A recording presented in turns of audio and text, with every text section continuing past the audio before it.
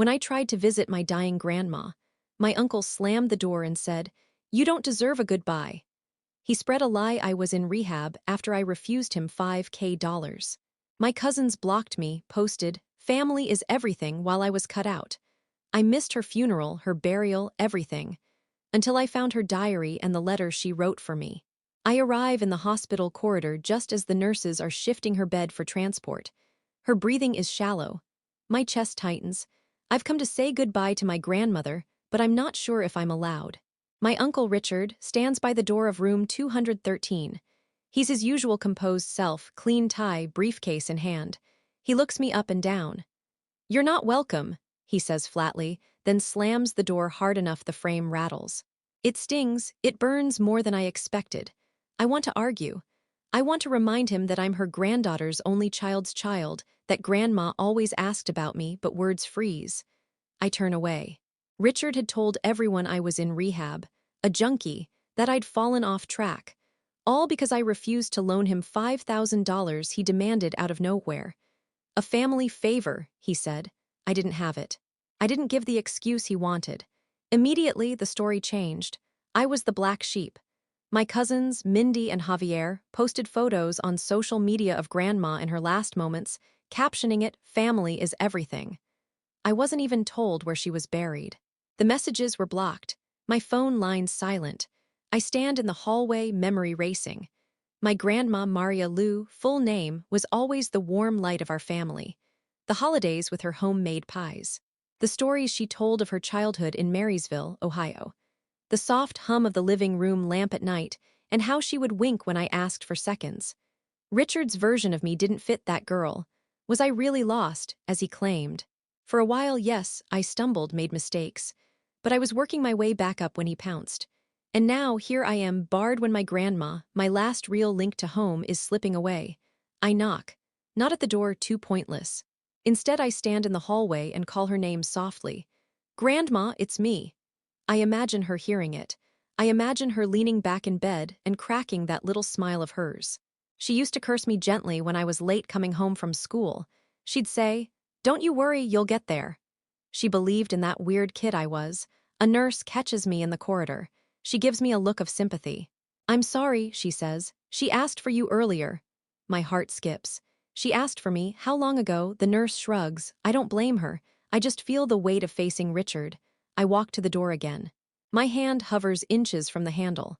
My mind floods. What would happen if I just open it and step inside? Would Richard strike me? Would my cousins call the police? Probably not, but the tension is thick. I pull away. I take out my phone. I search my messages to her. I find a voice note she sent a month ago. "Hello, sweetie, thinking of you, hope you're well," her voice shaky. I start to cry quietly. Not big tears, just hot ones sliding down. In that moment, the pain turns to purpose. I realize I can't wait around. I need to find her diary. I need to find the letter she wrote, the one Grandma said she'd give me someday. The final message she saved for me. I'm going to find it. If you like this story and want to see how I uncover the diary, find the betrayal behind my cousin's posts, and what the talk show confrontation brings, please like and subscribe, and leave a comment telling me which city you're watching from. Your support means everything. I take a deep breath. Then I walk away from the hospital wing, phone off, taking the route through the old brick courtyard instead. My mind races. What else did Richard hide? Why was I deliberately left out? As I pass a dying maple tree shedding fiery leaves, I flash back to Grandma's house in Dayton, Ohio. The porch light always on. My arrival after college. That day she said, "Light for your path, baby girl." I realize maybe she left clues there. I decide, first stop, Grandma's house. I will enter, I will search. My cousins will block me. Fine, I'll still dig. Because I promised her I would. Because I need to hear her voice again. And so I step through the front gate, push open the screen door. The house smells of cinnamon and old books. Everything is as I remember. But I scan the living room, the diary could be anywhere. I find it finally on the bookshelf, tucked behind a row of yellowed travel guides Grandma collected. The cover faded leather, the initials ML etched softly. My heart pounds.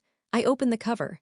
The first page reads, "My dearest granddaughter, if you are reading this, then things have changed in ways you do not yet understand," and I freeze. Inside the diary, Grandma's handwriting flows across the pages, soft and elegant like always. But the tone is different, less like the bedtime stories she used to tell, more like someone bracing for a storm. There are things I kept from you, not because I didn't trust you, but because I was afraid they'd break you. If Richard is reading this, put it down. This is not for you. My hands shake as I flip to the next page. If you're reading this, I know what happened. I know they didn't let you in. I tried, sweetheart. I told the nurses. I left a note with them. I left instructions in my will, but I fear it may not have been enough. Richard has always been resourceful. She knew. She knew he'd block me. My stomach twists. She goes on to say she wrote me a letter, a separate one, not in the diary but hidden somewhere else in the house. I tucked the letter where only you would think to look, behind your photo. The one from the spelling bee, 7th grade, when you wore your daddy's old coat. The one you thought made you look smart. I sprint to the hallway. There, above the coat rack, hangs a cluster of framed photos. My cousins have taken most of them, but mine, just one remains. A little faded, but there. Me, awkward hair puffed up, clutching a small trophy. I take the frame off the wall, flip it over. There, taped to the back, folded and sealed in wax, is a letter addressed in the neatest, most familiar script I've ever known. For my brightest star. I sit on the couch before I open it. My eyes sting. I tear the seal carefully, like it's made of glass. My girl, it starts. I know what they've said, but you must not believe it. You are not what Richard called you. You are not what they painted you to be. You are strong and you are good and you are mine. Richard asked for money again last year. This time he wanted control over my accounts. He said it would make things easier. I refused. And suddenly I was confused, forgetful. Unstable, they said. He called the lawyer behind my back. My jaw tightens. I updated the will, I had to, but I don't think it will hold. I left you something in the safety deposit box, the one you know about. The bank near the old fire station. You'll need the key. I hid it in my sewing drawer beneath the false bottom. I spring up again and head to the craft room. The drawer's stiff, but it opens. I pull out thread, buttons, old fabric scraps until I find it a thin wooden panel that lifts out. And there it is. A tiny brass key, cold to the touch. I clutch it in my palm. Then I hear it a knock at the front door. I freeze. No one should know I'm here. No one. I peek out the window. It's Mindy, my cousin. Arms crossed, phone in hand, eyes scanning like she owns the place. I don't answer. Then my phone buzzes. A new message lights up. Mindy, saw you're snooping. That house isn't yours. You need to leave before we call the cops. She's bluffing, I know it, but I can't risk it. Not before I get to the bank. I sneak out the back, climb over the fence, cut through the neighbor's yard. I'm out of breath by the time I reach my car. As I drive to the bank, I replay everything. Richard faking Grandma's confusion. Manipulating the will. Lying about me being in rehab just to silence me. But why? What was he hiding in that deposit box? At the bank, the manager verifies my ID. I show her the key. She leads me to a quiet room and sets the small steel box on the table. I open it slowly. Inside, I find two things. A notarized letter from Grandma, time-stamped 4 months ago, stating she was of sound mind and listing me as the rightful heir to her estate. A USB drive. I stare at it. I have no idea what's on it, but I know it's big. Because the moment I exit the bank, there's a black car idling at the corner. And Richard is in the front seat. He sees me. His face is pale. And for the first time ever, he looks scared. Richard's eyes follow me as I cross the bank parking lot. He doesn't move. Doesn't even pretend to look away. He's waiting to see what I'll do next, or maybe to see if I already know. I grip the USB in my fist, the cool metal pressing into my skin. I don't let on that I saw him. I keep walking, keep my face neutral, like I didn't just find something that could blow everything wide open. Back in my car, I lock the doors and drive 3 blocks before pulling over outside a quiet diner. I slide into the booth near the window and dig out my old laptop from under the seat. I pop open the USB. The folder's name hits me first. Confidential, Trust Accounts, Maria L. Anderson. I click inside. Dozens of files. Bank records, real estate deeds, email screenshots. My grandmother had quietly been gathering everything, proof of where her money had gone, how much was missing, and who'd taken it. And it all pointed to Richard. The worst part? He'd been funneling money from her accounts for 3 years. Some of it was laundered through fake charities he managed on the side. One of the files showed a wire transfer to a shell company in Florida, titled, Consulting Services for Elder Care. That company didn't even exist. He'd robbed her blind, slowly, quietly, until she noticed.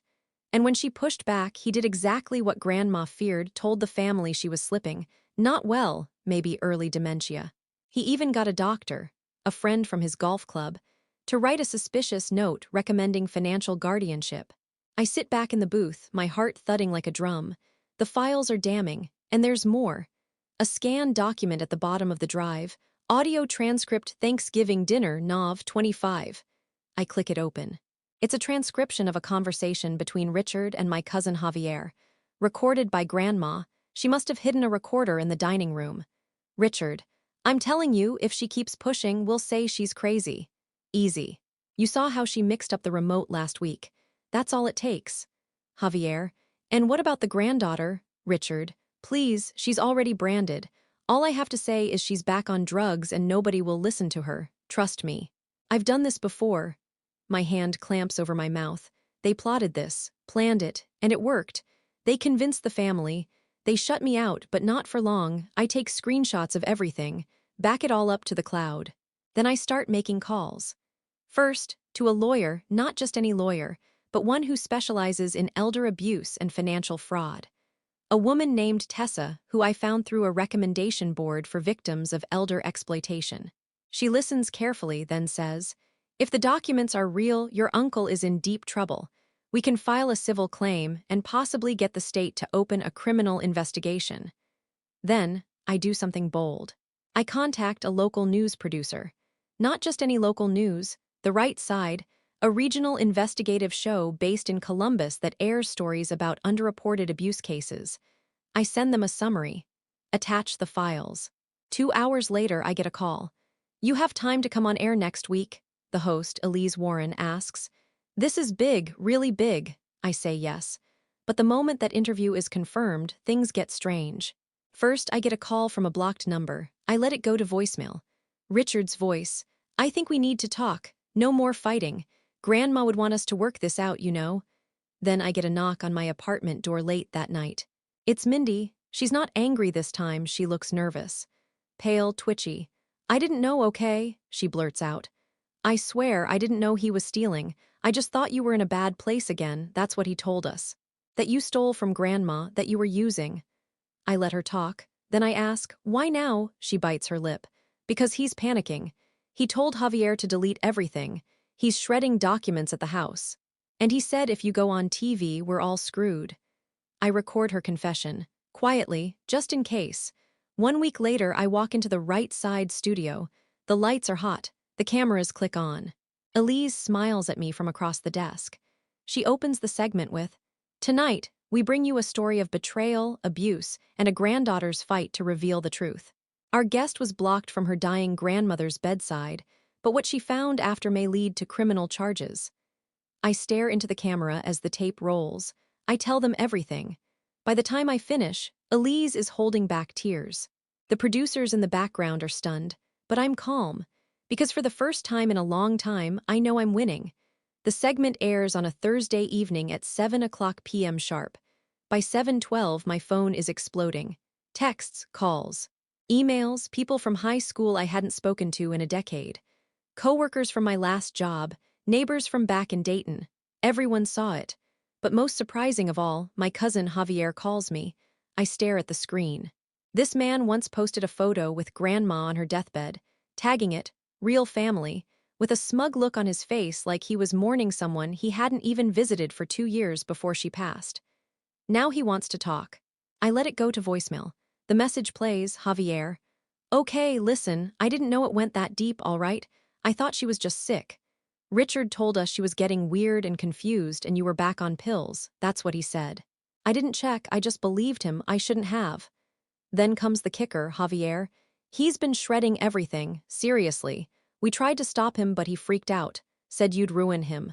Said you'd ruin us if we didn't stay quiet. Later that night, I get a message from Elise, the talk show host. Elise, we've received a lot of tips. One caller said your Uncle Richard is trying to flee to Florida. We're running a follow-up, tomorrow night, 8 p.m., hope you're ready. I'm more than ready. But not even 24 hours later, things take a dangerous turn. At 6:30 a.m., I'm walking out of my apartment when I notice something strange. The door to my car is slightly open. I'm sure I locked it. I check the inside. My glove box is open. My laptop bag is missing. And worst of all, the spare USB I kept in my bag as backup is gone. Panic rises. I sprint back inside. Check my email backups, my cloud drive. Thank God I still have the files saved online. But the fact someone broke into my car, that means Richard's desperate. And desperate people are dangerous. That evening, the second segment airs. This time, Elise goes deeper. They show hidden camera footage Mindy recorded of Richard in his office, pacing, shredding files, muttering to himself. Richard, it's fake. It has to be fake. She's bluffing. That girl is just mad because she got left out. Then something unexpected happens. The camera zooms in on a document he's about to shred. It's a copy of Grandma's original will, the one naming me as the primary heir and granting me power of attorney. And the date? 6 weeks after the version Richard submitted to the probate court. That's fraud. They cut to Elise. Elise. After tonight's broadcast, we've been informed that the Franklin County District Attorney is opening a criminal investigation into Mr. Richard Anderson for elder abuse, fraud, and obstruction. My phone rings immediately. It's my lawyer, Tessa. We've got them, she says, voice buzzing with adrenaline. Richard's done, but he might do something reckless before they pick him up. Don't go anywhere alone. I don't sleep that night. Every shadow outside feels like a threat. Every creak of the floorboards sends my heart racing. The next morning, news breaks. Richard Anderson, Dayton businessman, arrested in financial exploitation case. The mugshot is everywhere.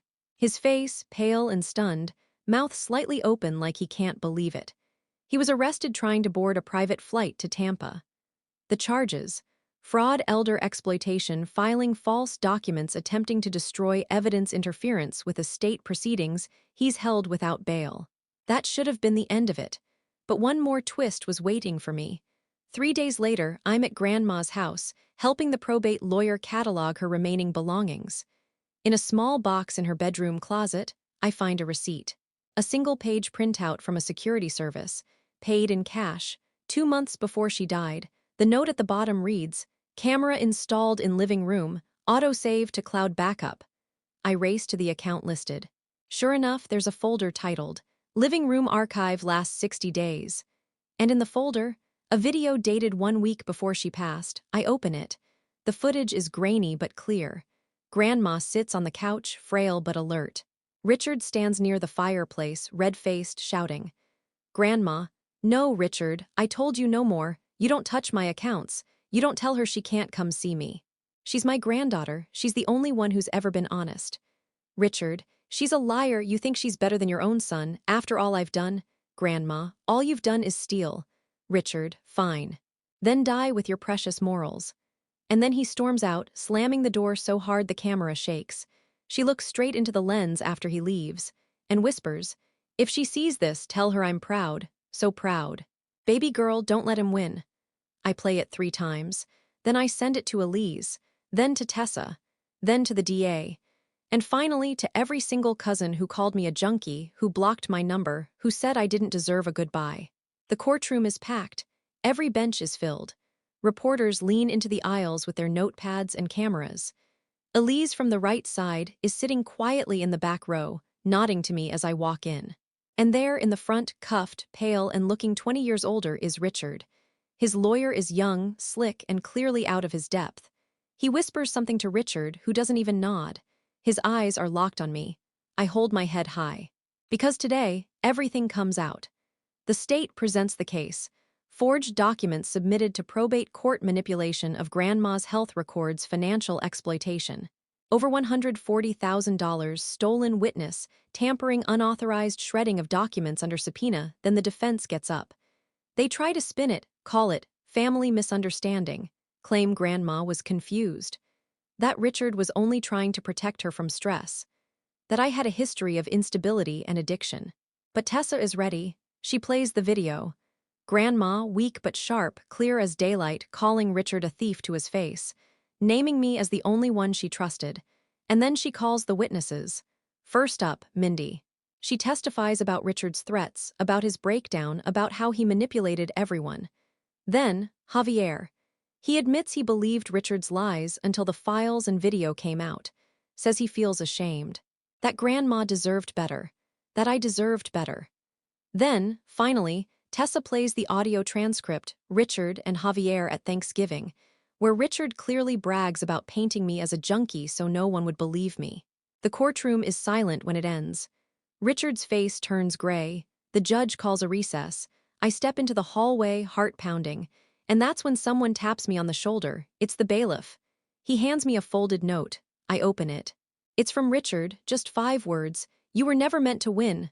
I stare at it, then I tear it in half. The final verdict comes down the next morning, guilty on all counts. Richard is sentenced to 17 years in state prison, with no parole for at least 10. His financial assets are frozen. Grandma's original will is restored. Her estate, including the house, the savings, and the pension fund she built for future grandchildren, is now fully mine, just like she wanted. But more than that, the truth is out. The talk show runs a special follow-up. Elise interviews me one last time, asking what I plan to do with everything. I say this: I'm not keeping it all. Grandma taught me to stand up for people who can't speak anymore.